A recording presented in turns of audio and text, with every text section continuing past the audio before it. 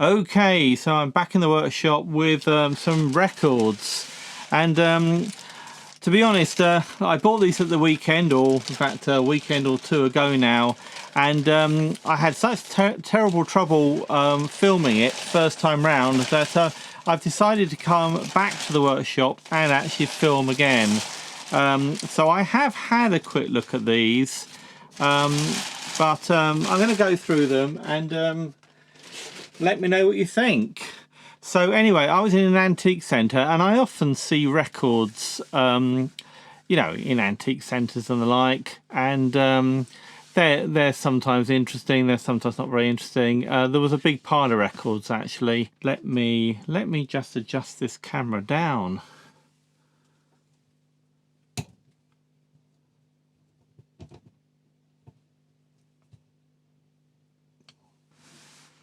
Put those under that camera there.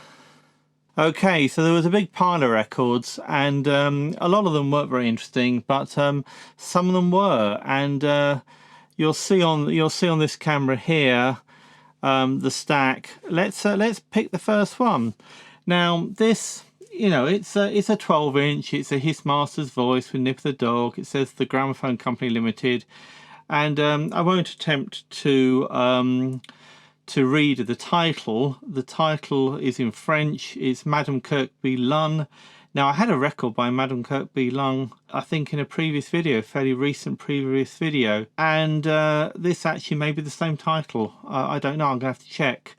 But what interested me about this record particularly is the rim, and you can see there's a bit of a rim on this record here, and if I flip it over, you'll see that actually it's a rather nice single-sided record.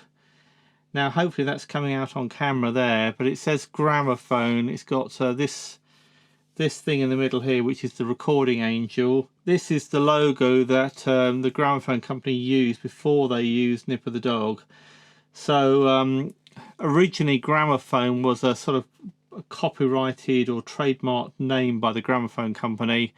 But they lost the rights in the UK to that, and they then progressed on to using His Master's Voice and the image of Nipper and the dog. Sorry, Nipper the dog and the gramophone. Anyway, there we are. So I thought that's rather nice. That record probably dates to around, I say, 1910 or so. It was by about then that the Gramophone Company started to use Nip the Dog and His Master's Voice together. Now this one here, on the face of it looks similar. We've got Nip the Dog and the gramophone, but it says Gramophone Monarch record, and if I remember correctly, 12-inch records by the Gramophone Company were called Monarch records. They had a variety of names for different sorts of records. So anyway, this one is probably slightly earlier, because although they've started using Nip of the Dog, they haven't yet moved on to His Master's Voice as a sort of trademark. Anyway, this one is German, or it's in German. It's Cavatin or Margarith. My pronunciation of pretty much everything actually, let alone foreign language titles, is pretty poor, as you've probably gathered. I'm going to try and get these in camera shot, better camera shot. I'm terrible at holding records at an angle, as you may have noticed. Anyway, so that's rather nice, and it's got a thick rim. In fact, slightly thicker actually, maybe. Certainly wider, maybe not thicker. I don't know, than the previous one. But then there we are. That's probably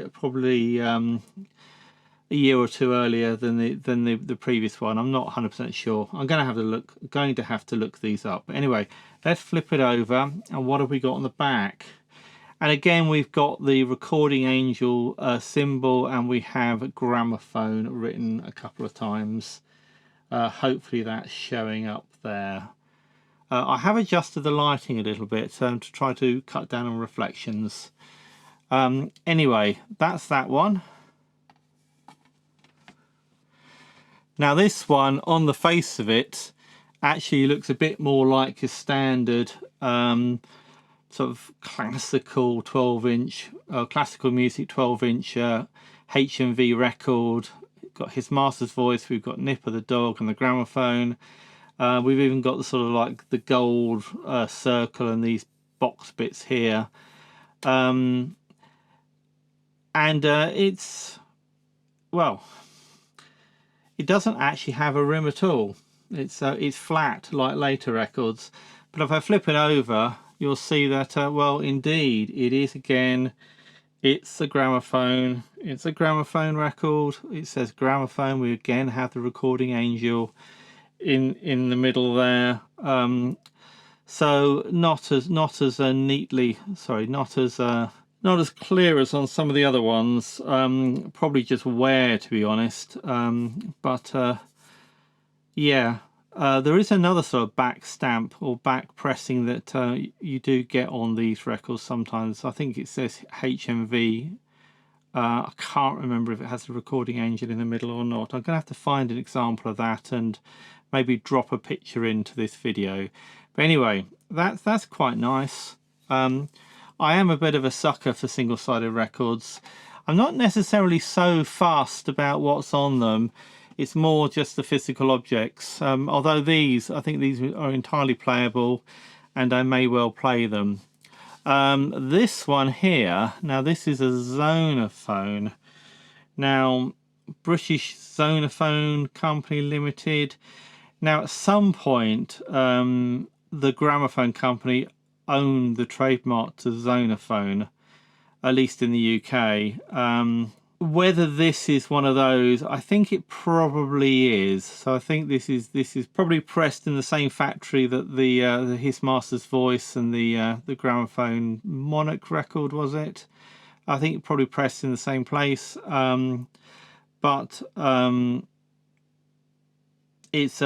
Zonophone, and Zonophone I think was considered to be a sort of cheaper brand. It does have a sort of thick rim on it, which is very typical of single-sided records. I mean, one day I'll probably find a double-sided record that has this thick rim too, but it's a real telltale for single-sided records when you got this thick rim on one side.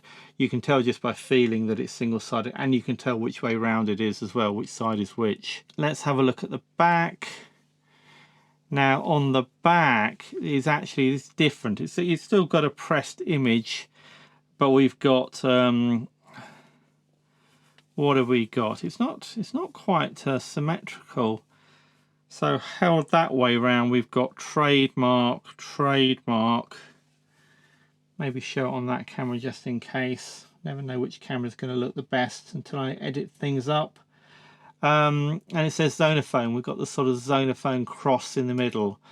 And I'm not sure if I've got a 12-inch record from Zonophone like this. I certainly have a 10-inch one and a 7-inch one. And on some of them, they do actually say where they're pressed, because they were pressed in Germany, quite a few of them. But this one doesn't say, so this might be slightly later. This might be one that's pressed in the UK, pressed at the same works that the HMVs were in Hayes in Middlesex in England. So anyway, that's quite nice.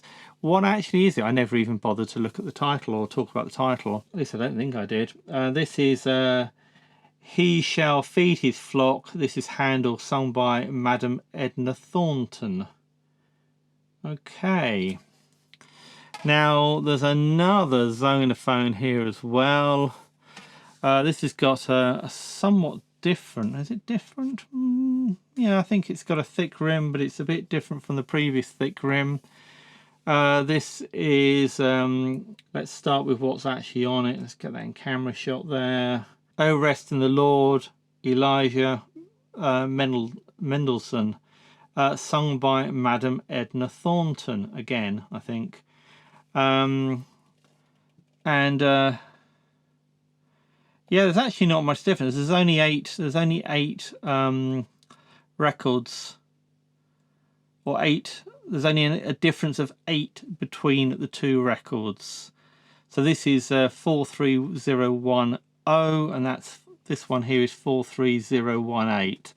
So these could have been made either at the same time, or say recorded either at the same time or slightly later. And these will all be acoustic recordings as well. There'll be no electricity.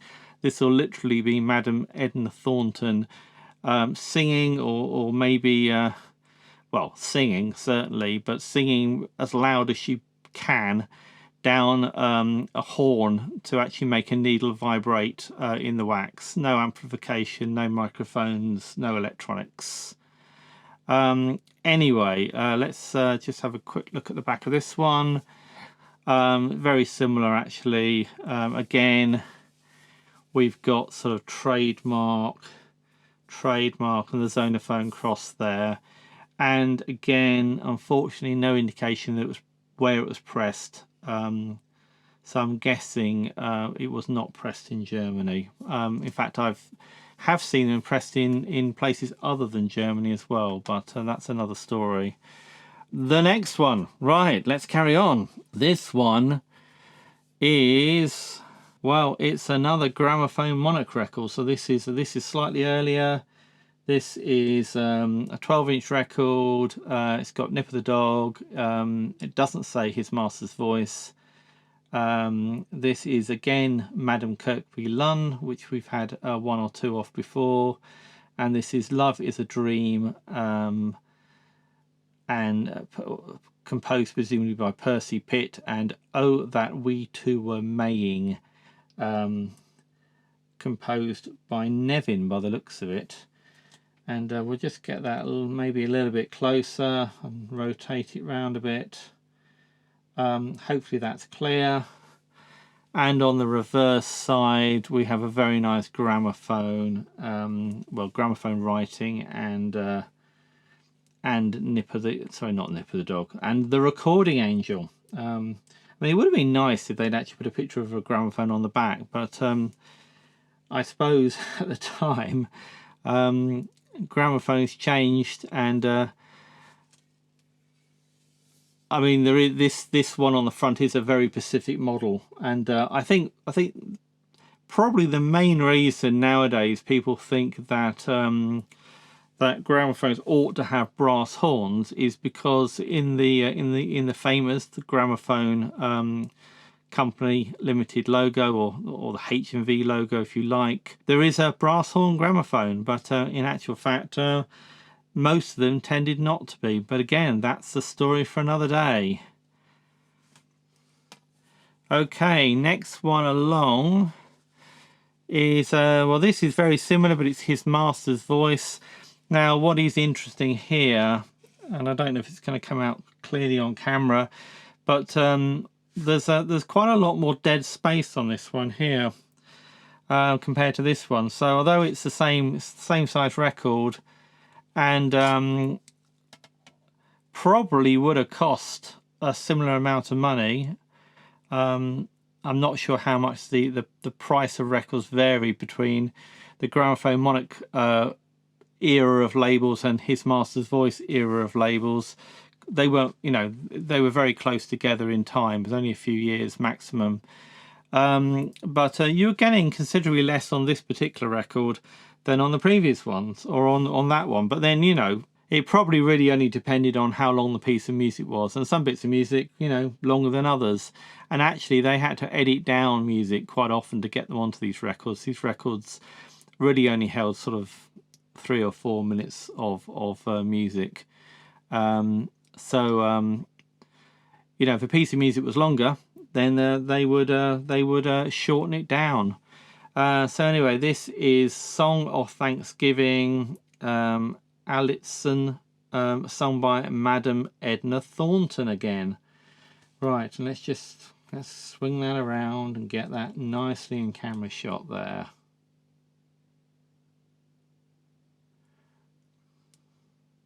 Now, did I show the back? I don't think I did.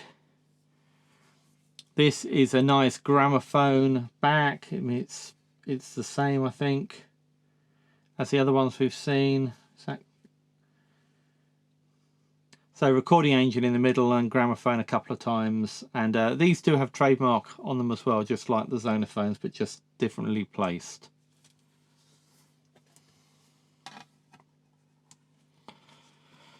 Okay, this one here, again, thick rim. This one's a little bit different. It's got a sort of run out groove here, so I think that's a run out groove. I think the needle will actually come in there and go round and sort of sit in the middle. I'm gonna have to try that. I have seen some records like this before. I've seen some, well, I think I've got a jumbo record, a jumbo 10-inch record that's got this. I'd have to go and check. I've definitely seen some records, but I wouldn't say it was common on the Gramophone Company records from this time. I mean, certainly in this batch here, this is the only one that's appeared so far. So this is the Flower Song from Faust. This is sung by Madame Edna Thornton. And indeed, there seems to be a sort of pattern here. We've got some by Madame Kirkby Lunn, and some by was it Madame Kirkby Lunn? Sorry, getting my yeah, Madame Kirkby Lunn and Madame Edna Thornton are the two names which really have appeared so far. I don't think there was anything else. And what else have we got? We've got this. This is the last one here. I mean, we can put it on that camera.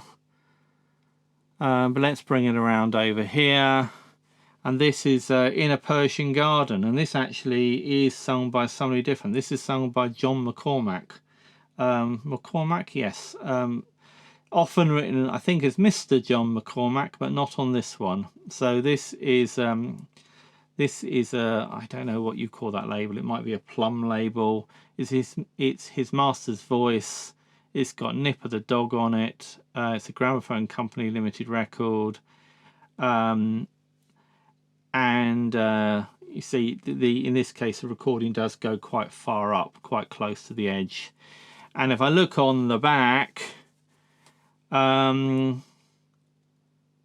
it's Gramophone, Gramophone, Recording Angel with trademark and a couple of little stars. So there we are. That's what I found. And as I said, I'm a sucker for single-sided records.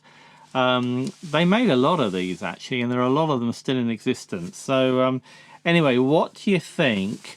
Let me know in the comments, and if you've enjoyed this video, then maybe you'll like this one too. So thanks for watching, and I shall see you in the next one.